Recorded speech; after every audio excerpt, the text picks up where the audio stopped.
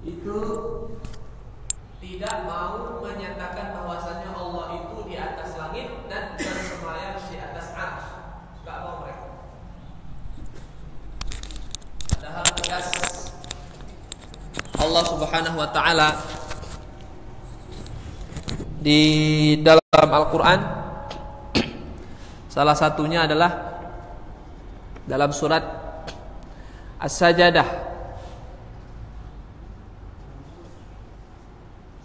Allahul ladzi khalaqas samawati wal arda wa ma bainahuma fi sittati ayyamin tsumma istawa 'alal 'arsy. Kemudian Allah itu bersemayam di atas arsy, di atas arsy. Berarti Allah itu bersemayam di atas arsy. Arsy itu adanya di mana? Arsy itu berada di atas langit yang ketujuh. Itu arsy. Jadi akidah kita, akidah Ahlus Sunnah wal Jamaah menyatakan bahwasanya Allah itu berada di atas langit. Di mana tepatnya? Bersemayam di atas arsy. Apa arti bersemayam? Kita tidak bisa memaknai, karena kita tidak tahu bagaimana tata cara Allah Subhanahu wa taala bersemayam. Ibarat orang duduk itu kan, macam-macam orang duduk berbeda, dan setiap makhluk gaya duduknya berbeda. Dan Allah itu laisa kamitslihi syai'un. Allah tidak menyerupai segala sesuatu. Makanya salah seorang ulama Ahlus Sunnah, Al-Imam Ahmad bin Hanbal, beliau mengatakan al-istiwa'u ma'lum. Allah itu bersemayam, itulah yang harus kita pahami dan harus kita yakini. Wa su'alu anhu bid'ah. Bertanya bagaimana tata cara Allah bersemayam itu bid'ah, enggak boleh ditanya-tanya. Wal kaifiyatu majhul. Dan tata cara Allah beristiwa itu tidak ada yang tahu kecuali Allah Subhanahu wa taala.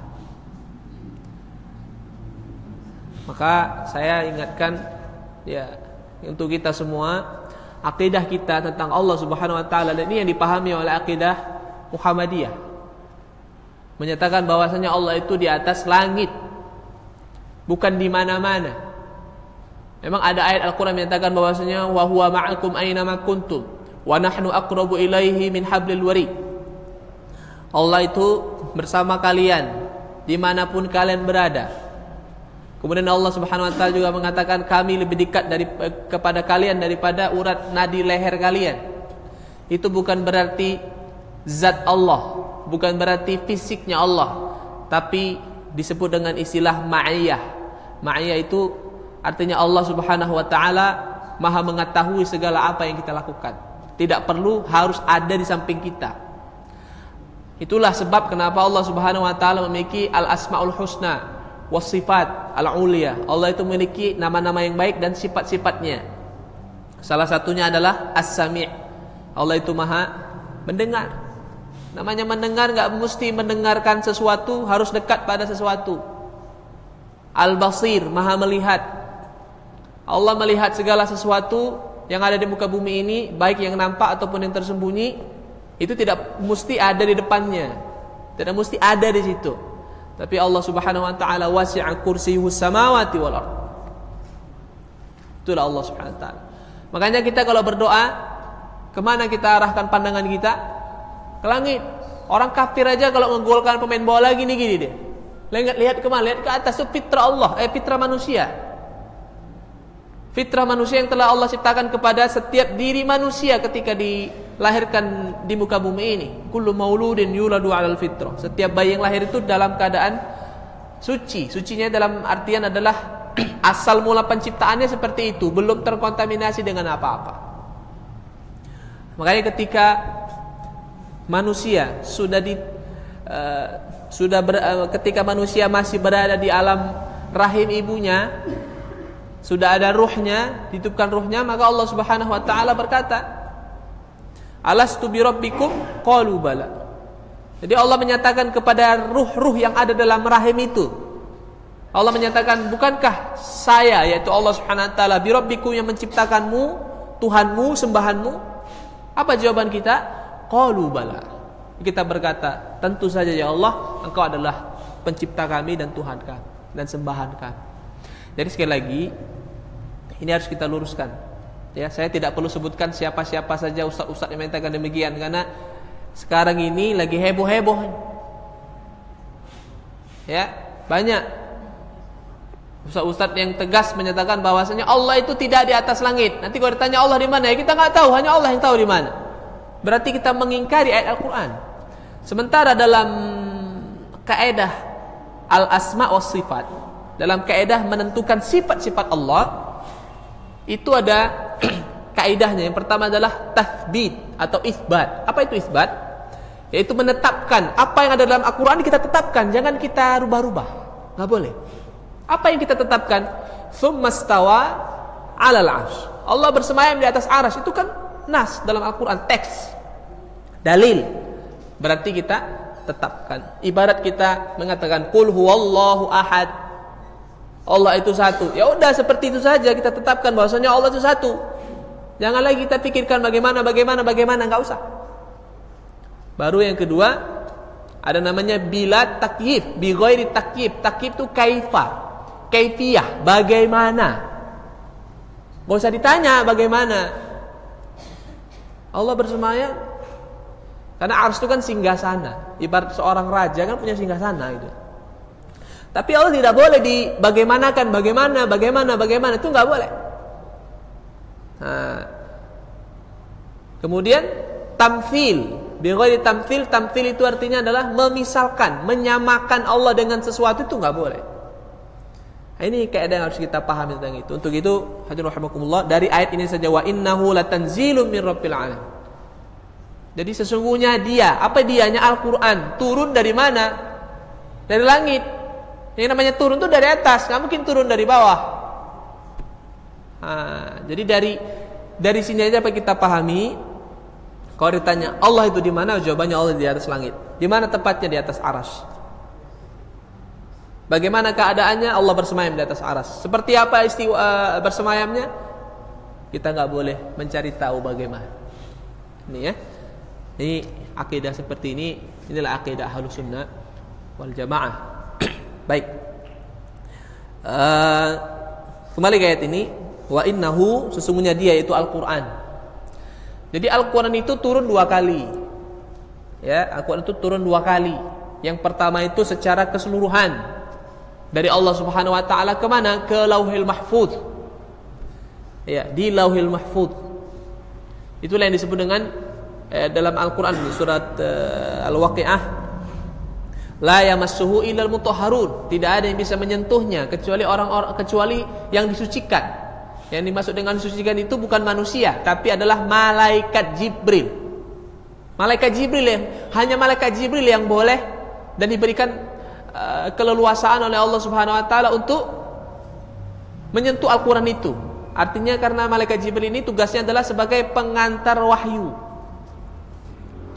Baru itulah dia yang dimaksud dengan inna anzalnahu fi lailatul qadr. Sesungguhnya kami turun Al-Qur'an itu pada malam Lailatul Qadar. Itu turun dari sisi Allah ke Lauhil Mahfuz. Itu dia. Baru nanti dari Lauhil Mahfuz turun pertama sekali, yaitu surat Al-Alaq 1-5, Iqra bismi rabbikal ladzi khalaq. Itu kepada Nabi Muhammad SAW. Itu yang pertama sekali. Waktunya kapan? Ini yang dipermasalahkan. Itu dia. Ada yang menyatakan 17 Ramadan. Makanya ada yang peringati malam nuzulul Quran. Tapi itu pun tidak bisa dijadikan sebagai hujjah. Tidak bisa dijadikan landasan yang kuat. Kenapa? Karena tidak ada hadis dan dalil dari Nabi SAW menjelaskan bahwasanya turunnya itu kapan. Nabi cuma bilang turunnya itu hari Senin aja. Hari Senin. Maka Nabi SAW kalau hari Senin puasa. Ada 2 rahasia kenapa Nabi SAW puasa hari Senin. Yang pertama, Nabi SAW mengatakan saya puasa hari Senin sebagai bentuk kesyukuran. Kenapa? Karena Senin saya lahir. Hari Senin saya lahir. Kemudian hari Senin adalah hari di mana Al-Quran pertama sekali turun. Kemudian yang ketiga, hari Senin adalah hari di mana saya diangkat menjadi seorang nabi dan rasul. Nah, ini alasan yang pertama sebagai bentuk syukur kepada Allah SWT. Makanya kita itu kalau dapat nikmat, dapat karunia dari Allah Subhanahu wa taala, maka salah satu bentuk sunnahnya adalah melakukan suatu ibadah sebagai bentuk syukur kita kepada Allah Subhanahu wa taala. Ya. Kalau kita misalnya dapat sesuatu yang besar, dapat sesuatu yang nikmat yang besar, maka kita setelah mendapatkan nikmat itu, wa amma bi ni'mati rabbika fahaddits, ceritakan sama orang lain, salah satunya dengan cara apa? Berbagi kebahagiaan sama orang lain. Kalau dapat rezeki, sedekah. Kalau kita dapat sesuatu yang baik-baik, kita nggak punya sesuatu untuk kita sedekahkan, bisa kita puasa, nggak apa-apa, nggak ada masalah. Ya, karena itu baik. Minimal maka Nabi SAW memberikan isyarat kepada kita, kalau kita dapat kesyukuran, mendapatkan kenikmatan yang luar biasa di luar daripada itu, di luar dari kebiasaan maksudnya, maka kita disunahkan untuk sujud syukur.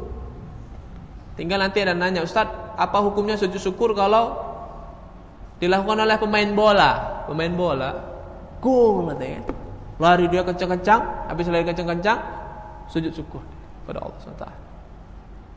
Bagaimana ini dibahas oleh ulama?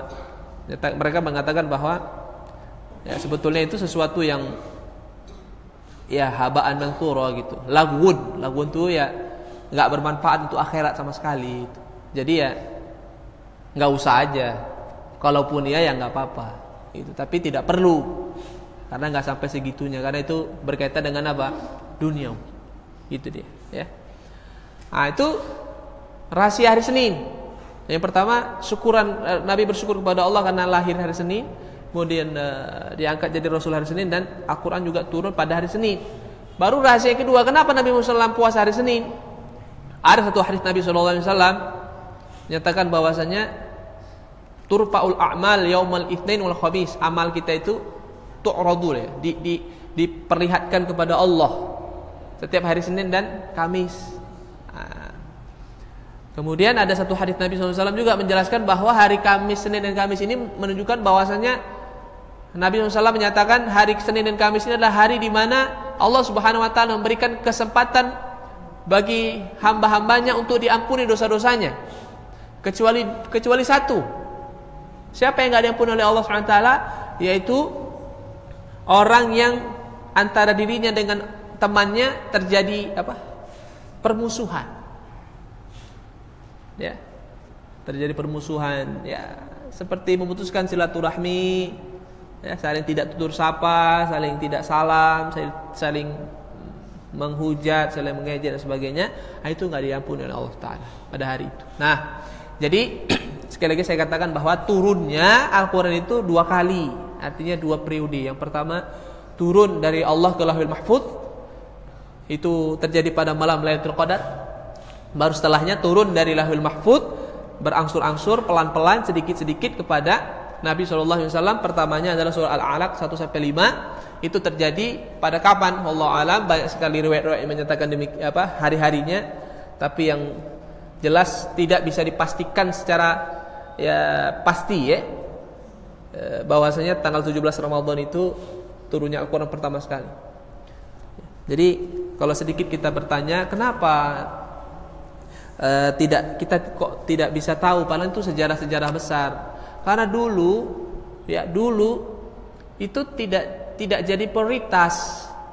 Kapan Nabi lahir, kapan Nabi Isra Mi'raj, kapan Nabi turun wahyu, itu enggak jadi prioritas utama. Yang jadi prioritas utama adalah bagaimana supaya kaum muslimin, orang-orang kafir Quraisy ketika itu beriman kepada Allah Subhanahu wa taala. 13 tahun loh di Mekah, 13 tahun di Mekah cuma 70 orang yang masuk Islam, bayangkan.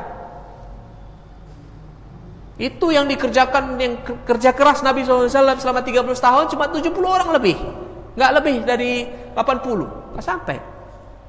Datang kita sekarang sibuk, kapan Al-Quran turunnya? Tanggal berapa ya? Kita peringatilah. Nanti Nabi diangkat jadi Rasul kapan ya? Kita peringatilah. Kapan ya? Itu bukan menjadi prioritas Nabi ketika itu. Gak sempat mikirkan itu lagi. Kenapa? Karena tugas Nabi Muhammad SAW besar, yaitu menjadikan semua manusia yang ada di Mekah itu yang menyembah 350 patung harus berubah menyembah sesuatu yang gak nampak. Dan satu saja, yaitu Allah Subhanahu Wa Taala. Kan tugas berat. Dan sahabat pun gak sempat lagi mengingat-ingat itu kapan. Makanya periode Mekah itu bukan periode tasyri' namanya, bukan periode penetapan syariat-syariat, enggak, tapi periode tauhid, masa-masa bagaimana mengembangkan la ilaha illallah, bagaimana supaya orang mengucapkan la ilaha illallah. Belum ada salat, belum ada puasa, enggak ada itu semuanya. Salat itu Allah wajibkan kepada Nabi dan sahabat 11 tahun setelah Nabi menjadi Rasul. Bayangkan, 11 tahun Nabi menjadi seorang Rasul, Muhammad SAW menjadi seorang Nabi dan Rasul, dan beberapa pengikut-pengikutnya SAW, itu 11 tahun tidak dikasih apa-apa. Cuma dikasih apa? Kewajiban beriman la ilaha illallah, banyak-banyak baca Al-Quran, dari Al-Quran yang sudah turun itu. Nggak ada sholat. Puasa, kapan disyariatkan puasa? Nanti setelah hijrah, setelah pindah baru itu sholat. Jadi hadirin rahimakumullah, kita tidak perlu pusing, gak usah kita pikir-pikirkan, gak usah kita ribut-ributkan kapan Nabi Muhammad SAW pertama sekali turun wahyu kepadanya, kapan Nabi Muhammad SAW dilahirkan, kapan Nabi Muhammad SAW menjadi seorang Nabi Rasul. Itu gak usah kita pikirkan. Yang kita pikirkan adalah bagaimana saya menjadi seorang mukmin yang benar. Udah itu aja. Karena hal-hal seperti itu hanya sekedar maklumat saja. Kalau kita pengen tahu betul, nanti ketika kita masuk surga ketemu sama Nabi, ya Rasulullah, kapan kau lahir? Ya Rasulullah, kapan kau turun kepadamu Al-Quran? Kapan kau Isra Mi'raj? Itu nanti baru kita bisa jawab jawabannya. Tugas kita adalah bagaimana kita bisa masuk surga bersama Nabi SAW. Baru kita puas, nanya apa saja kepada Nabi SAW. Kayak gitu baru kita pikirkan. Nggak usah kita sibuk-sibuk memikirkan tanggal ini, tanggal itu, tanggal ini, tanggal itu, semua berbeda, satu saling menjatuhkan yang lain dan sebagainya. Udah nggak usah kita pikirkan itu.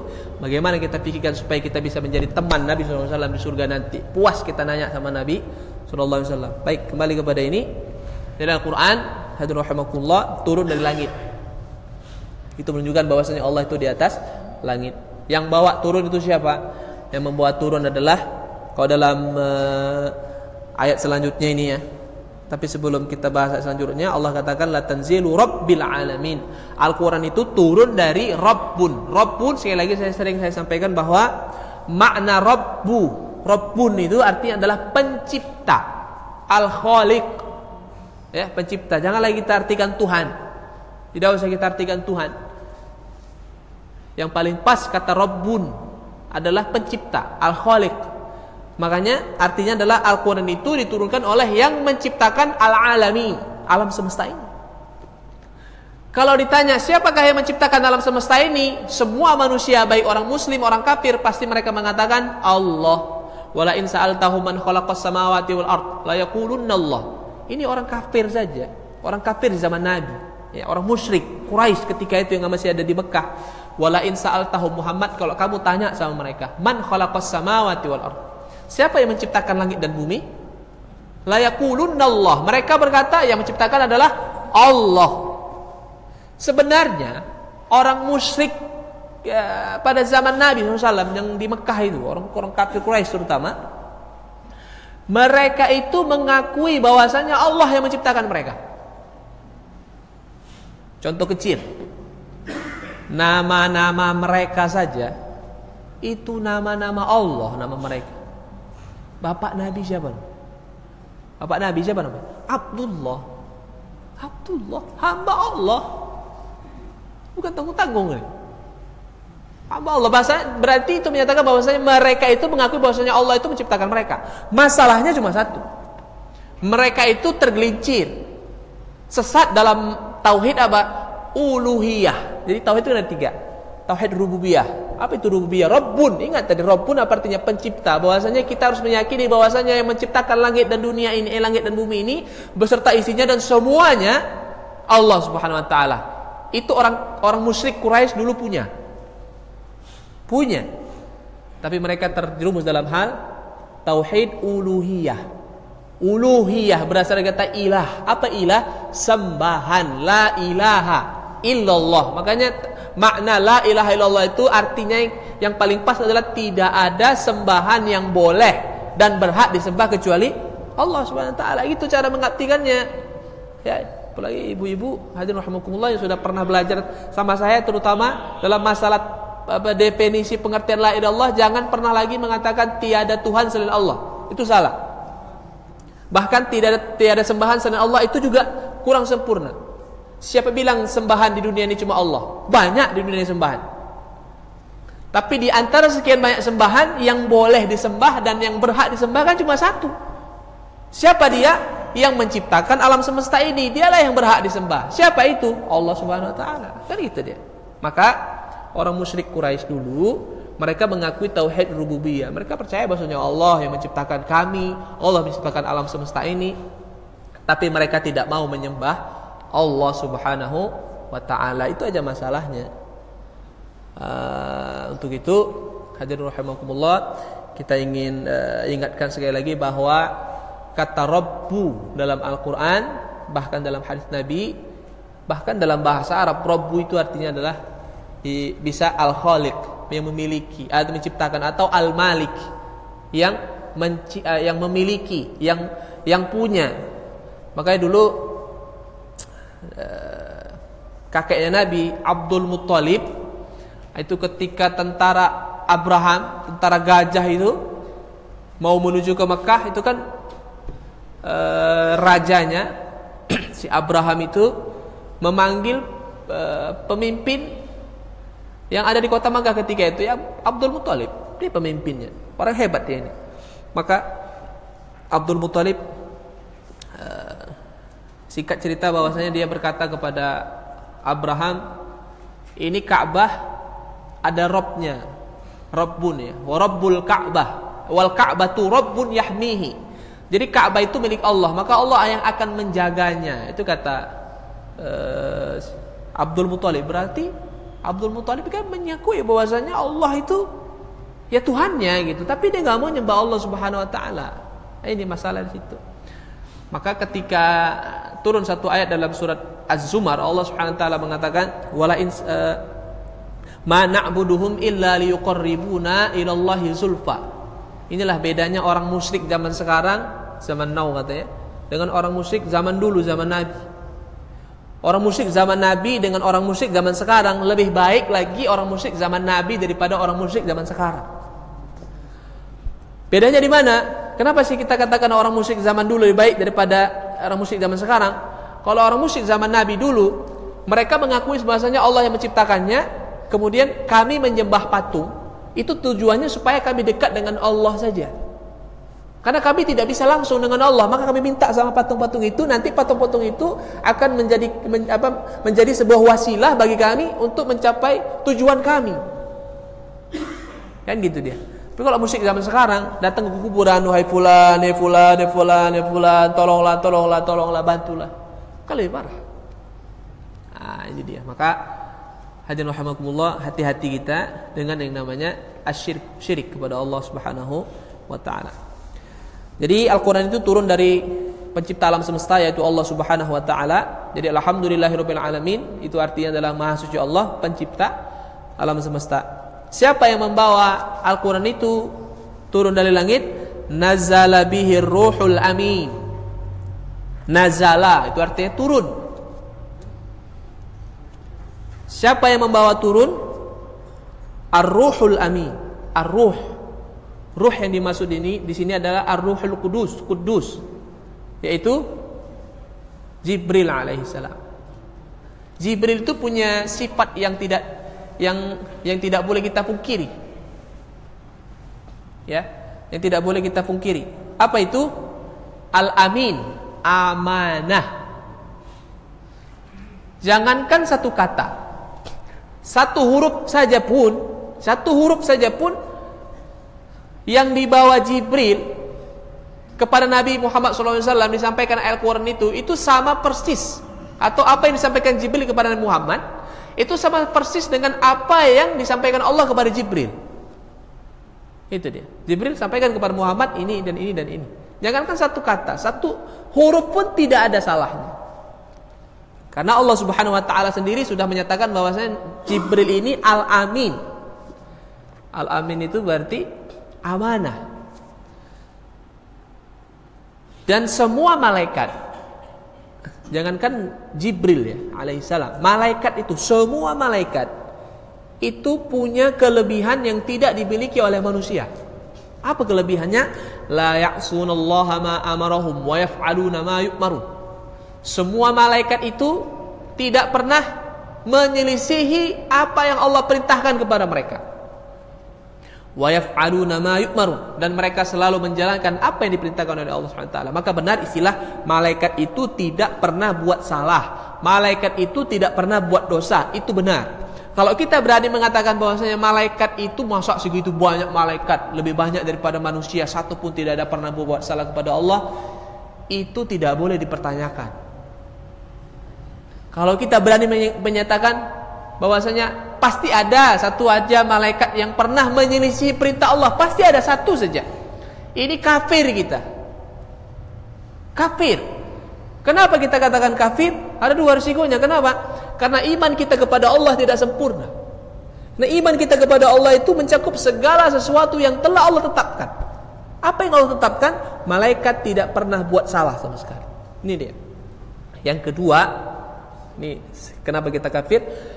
Kekafiran kita itu terletak pada rukun iman yang kedua, beriman kepada malaikat. Salah satu bentuk iman, kesempurnaan iman kita kepada malaikat, ya, konsekuensinya kalau kita sudah mengatakan kita ini beriman kepada malaikat, maka kita harus pahami bahwa sifat-sifat malaikat itu ya seperti kita katakan tadi, tidak pernah buat salah sama sekali. Karena itu adalah makhluk-makhluk ciptaan Allah Subhanahu wa taala yang sudah Allah tetapkan. Nah, itu semua malaikat, apalagi malaikat Jibril. Kalau ada kata Nabi SAW, beliau mengatakan Jibril itu adalah Rasul Malaikah, yaitu pemimpinnya para malaikat. Dan Jibril ini punya kelebihan dan punya kebebasan. Allah Subhanahu wa taala itu kalau menyampaikan satu kabar, akan menyampaikan suatu kabar tertentu kepada ahlus sama, penghuni langit, maka Allah tinggal manggil Jibril saja. Sebenarnya Allah bisa saja tinggal ngomong, semua malaikat pasti dengar. Tapi inilah Allah Subhanahu wa taala mengajarkan kepada kita prosedural. Ada prosedurnya, asisten istilahnya. Tapi tanpa asisten Allah bisa semuanya dan tidak kita ragukan lagi. Tapi memang itu yang sudah ditetapkan oleh Allah Subhanahu wa taala sebagai bentuk Allah itu hebat. Karena orang kaya itu kan banyak tangan kanannya itu. Kalau dia nggak punya tangan kanan, nggak punya asisten-asisten, nggak punya orang yang bantu-bantu dia, nggak nampak hebatnya gitu. Pejabat itu, presiden kalau nggak ada ajudannya kan nggak nampak hebatnya. Justru itulah menunjukkan bahwasanya Allah Subhanahu wa taala menunjukkan bahwasanya Allah itu punya tentara. Dan tentara bahasanya karena Allah Subhanahu wa taala menyatakan dalam Al-Qur'an demikian. Tentara Allah Subhanahu wa taala. Dan Allah Subhanahu wa taala punya, yang saking hebatnya lagi, Allah Subhanahu wa taala punya hamalatul arsy, yang memikul aras. Jadi aras itu dipikul, bukan ditaruh di tempat gitu aja, tapi dipikul. Siapa yang memikul? Malaikat. Berapa jumlahnya? 8. Buka surah Al-Haqqah. Itu dalam Al-Quran, yauma idzin tsamaniyah. Pada hari itu Allah Subhanahu wa taala memperlihatkan arasnya. Ternyata yang memikul adalah 8 malaikat. Bahkan dalam satu hadis Nabi SAW, hadis yang sahih, menunjukkan bahwasanya jadi jarak antara ini pikulan malaikat tuh sampai ke arsy Allah Taala itu jaraknya itu perjalanan sejauh langit dan bumi. Jauhnya. Berarti kan arsy itu sangat besar sekali. Itulah Allah Subhanahu wa taala Maha besar. Allahu Akbar.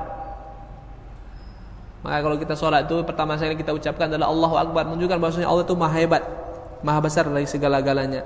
Dan malaikat Jibril ini memiliki keistimewaan berupa bentuk fisik yang paling hebat daripada yang lain. Kalau dalam Al-Quran Allah Subhanahu wa taala menjelaskan bahwa malaikat itu punya sayap.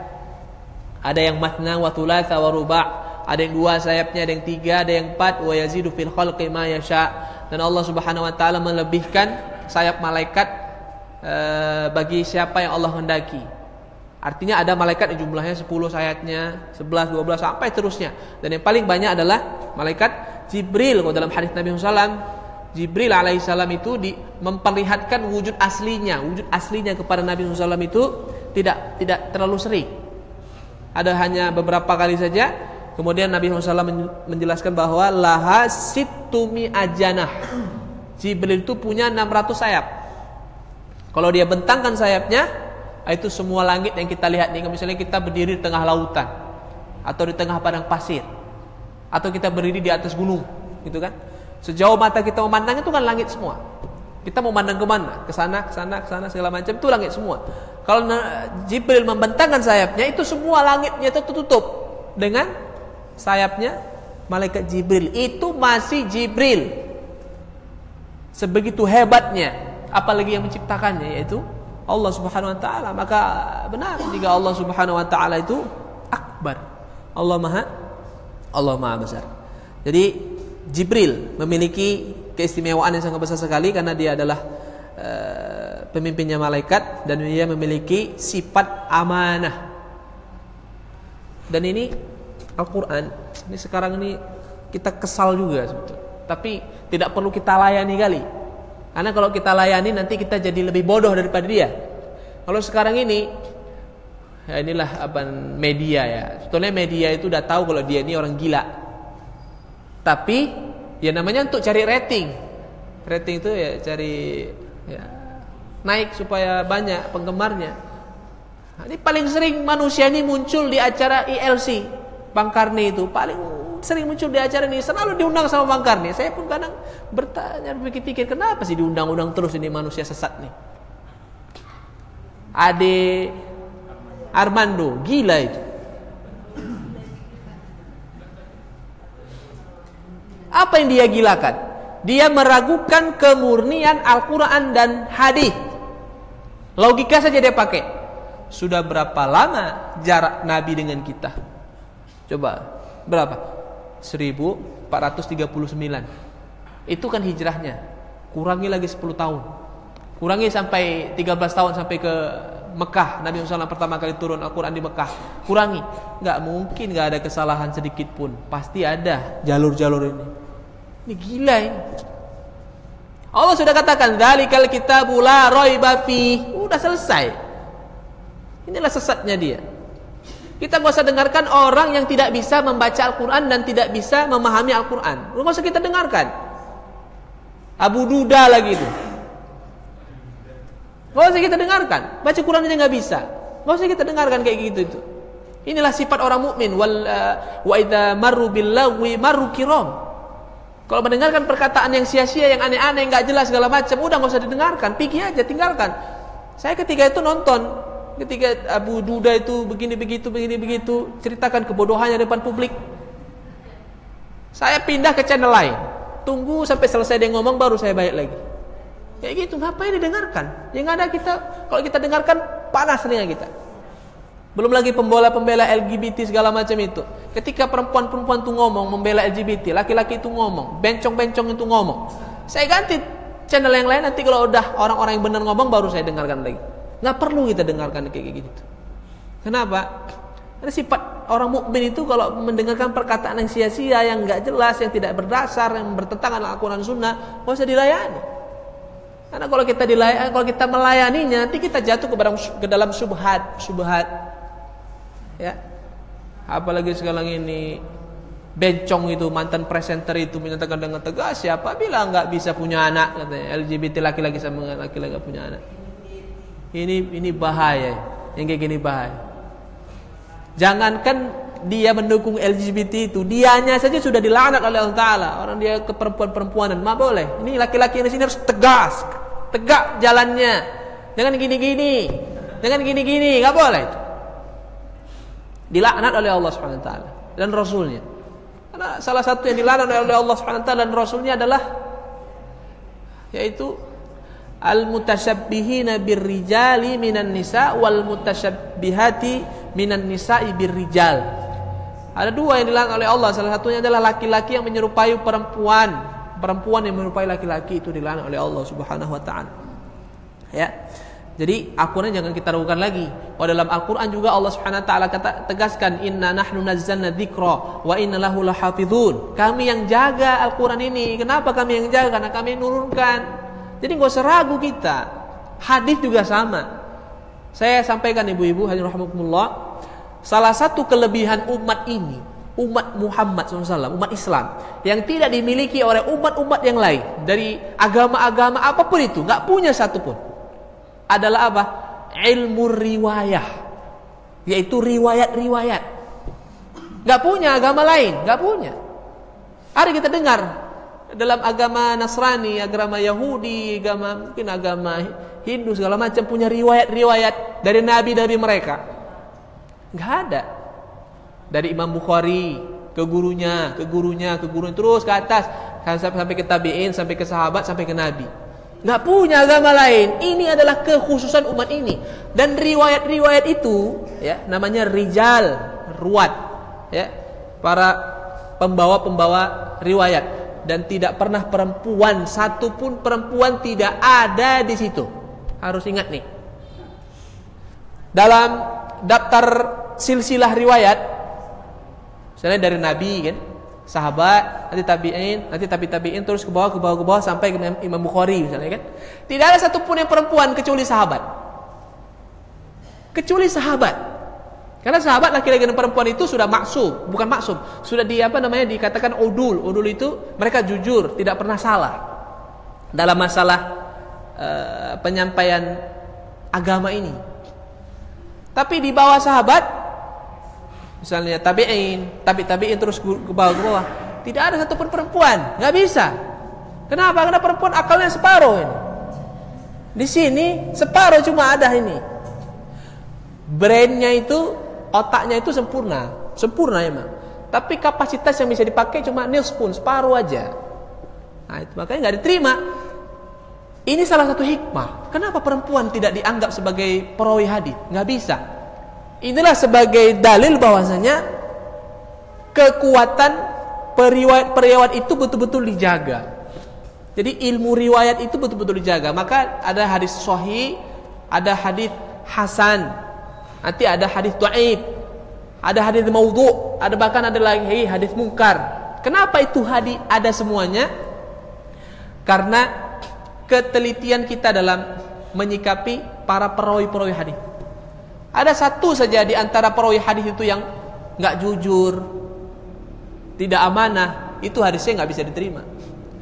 Imam Bukhari itu, ini satu riwayat pernah diceritakan. Ini kenapa Imam Bukhari itu hebat dalam masalah riwayat. Makanya hadis dia itu Sahih Bukhari. Kalau udah katanya Sahih Bukhari, insya Allah semuanya sahih, pasti nggak usah diragukan lagi.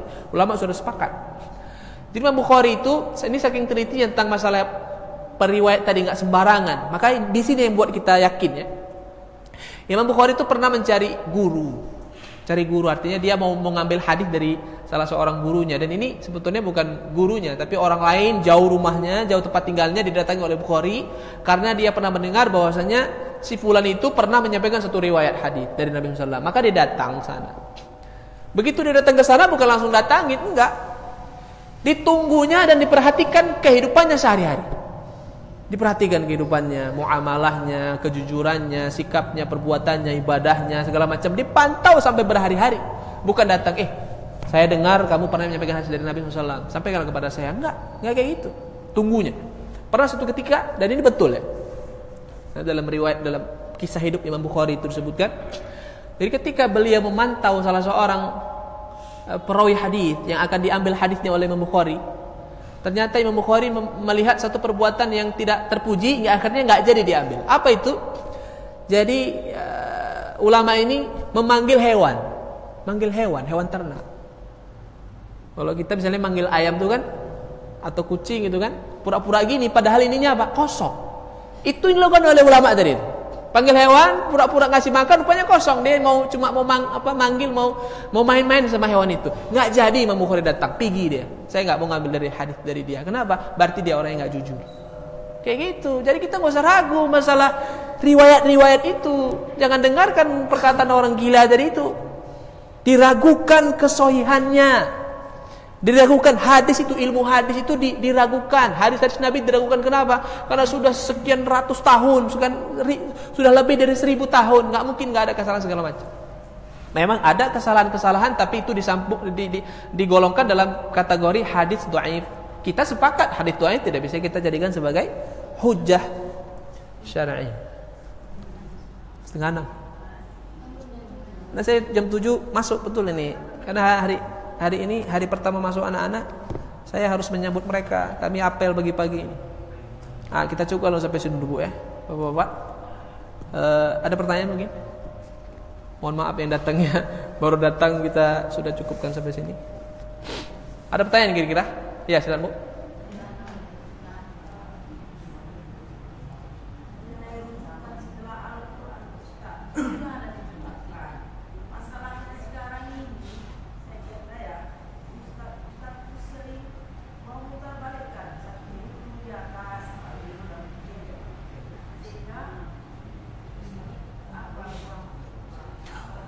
Urutan kitab suci, urutan rujukan. Ya, jadi Jadi kalau dalam ilmu ilmu mustalahul hadis, ya, ilmu hadis itu dijelaskan, bahkan sebetulnya bukan ilmu hadis saja, dan ini sudah menjadi kesepakatan ulama. Kitab sahih itu kan Al-Qur'an, itu rujukan utama kita. Kemudian yang kedua adalah kitab Sahih Bukhari. Baru yang ketiga adalah Muslim. Atau kita bahasanya biar enak gini Bu ya. Al-Quran gak usah kita hitung, karena itu nomor 1 ya. Gak usah kita hitung lagi, itu gak ada keraguan sama sekali. Nah, urutan yang selanjutnya adalah Sahihul Bukhari. Ya, kemudian baru bawahnya Muslim. Ini sudah sepakat nih. Baru yang ketiga, ini memang walaupun semua tidak sepakat, tapi yang jumhur ulama mengatakan yang ketiga adalah Imam Abu Daud. Jadi Bukhari, Muslim, Abu Daud. Ketiga, baru yang keempat At-Tirmidzi, Imam Tirmidzi. Ini ada 4, dia ada 6 semuanya ya. Baru setelah Tirmidzi An-Nasa'i yang kelima. Ya, Bukhari, Muslim, Abu Daud, Tirmidzi dan Nasa'i. Baru yang keenam Ibnu Majah. Ini dia. Itulah yang disebut dengan istilah Al-Kutubus Sittah, kitab hadis yang 6. Ini yang menjadi rujukan yang kuat. Paling tambah satu lagi dia Al-Kutubus Sab'ah namanya, yaitu Musnad Imam Ahmad. Musnad Ahmad ini dia 7 dia. Ini yang paling dijadikan sebagai referensi terkuat dia, dan urutannya ini dia Bukhari, Muslim, Abu Daud. Jadi Abu Daud itu, kenapa Imam Abu Daud menjadi urutan yang ketiga? Karena adalah Imam Abu Daud sendiri pernah mengatakan dalam muqaddimah kitabnya yang dia catat, saya karena banyaknya permintaan dari dari orang-orang kepada saya untuk menulis kitab hadis, itu kata beliau, maka saya hanya mengumpulkan hadis-hadis saja. Yang penting ini hadis Nabi, saya tulis. Itu hadis Nabi, saya tulis. Saya tidak memperhatikan apakah itu hadis sahih atau hadis dhaif, saya tidak perhatikan itu. Saya kumpulkan menjadi satu. Makanya dalam kitab Sunan Abu Daud ada hadis yang sahih, ada hadis yang dhaif. Nanti kalau ditanya, kenapa Imam Abu Daud itu berani sekali mengambil hadis yang dhaif? Karena ketika itu beliau tidak menyatakan ini, beliau tidak tahu ini hadis dhaif atau tidak. Beliau tidak tahu. Karena tidak dibahasnya, tidak dikajinya secara mendalam sekali. Tapi tugas dia adalah mengumpulkannya, dan rata-rata semua kitab sunan itu dia. Tirmidzi, Nasa'i, Ibnu Majah juga sama. Tapi kalau Bukhari, Muslim, dia nggak mau. Saya kasih buku ini namanya Sahihul Bukhari. Saya kasih namanya ini Sahih Muslim. Sahih berarti semua yang ada di kitab ini semuanya adalah hadis sahih. Itu dia. Maka tidak ada kita dapatkan hadis Bukhari, Muslim yang dhaif. Nggak ada. Gitu dia ya. Wallah. Ada lagi? Silakan, mungkin sekali lagi. Oh ya, kalau begitu ya sudah. Ya, mohon maaf Bapak Ibu, hari ini pengajiannya kita percepat mulainya dan agak kita percepat selesainya. Insyaallah kita bisa sambung pada pertemuan mendatang. Demikian, subhanakallahumma wa bihamdika asyhadu an la ilaha illa anta astaghfiruka wa atubu ilaik. Assalamualaikum warahmatullahi wabarakatuh.